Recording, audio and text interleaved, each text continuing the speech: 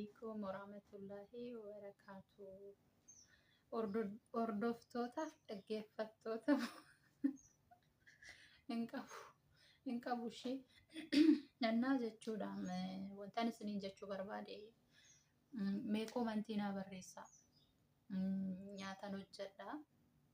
nyaata adda addaan hojjedha. Nyaata sana immoo viidiyoodhaan waan hundumaa waan addaas jira, waan Dubaayin keessatti hin baramne waan addaas kanan hojjedhu jira. Innaa karaa salphaatiin roobiyaaniillee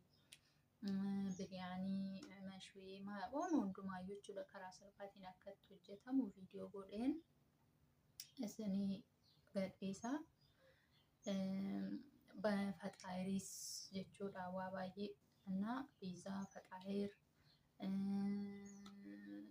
chabaab chapaatii hundumayyuu jechuudha karaa salphaa ta'een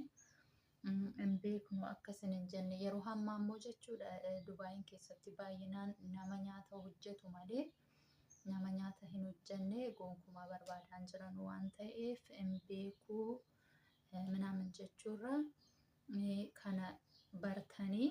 gara hojiitti akkasin seentan jechuudha obboleeyyan koo kan musliimaas kiristaanaas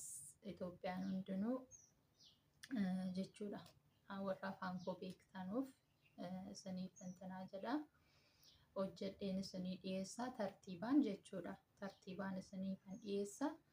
mee sagalee koo kana dhaggeeffadhaatii komantii naa barreessaa na jajjabeessaa akkatti bananullee barree daganaa dammoo viidiyoodhuma kanammoo waa hundumaayyuu baruudhaaf bakka nama gargaaruun dhabee garuu viidiyoo noormaalii akkanumatti waraabeen kan tiraakii hin qabne kan beeksisni gidduun gallee jechuudha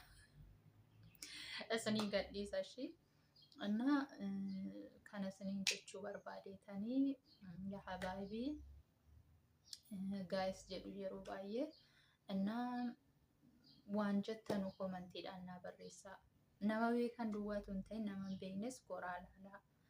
akkasii miti rabbi kan jaallatu isa kufees kaasaa isa ka'es jabeessaa jechuu wayyaa jechuudhaan immoo bukkee koo nama na gargaaru dhabii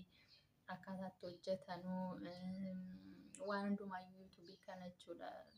yaada koo sheer gochuu nan barbaada garuu bicuusii nama barbaachisaa jechuudha. Innaa inshaallah waan isin jettan yoo komantii naa keessan irra galeen intinaadha hundumaayyuu tartiibaan guyyaa hojjeta.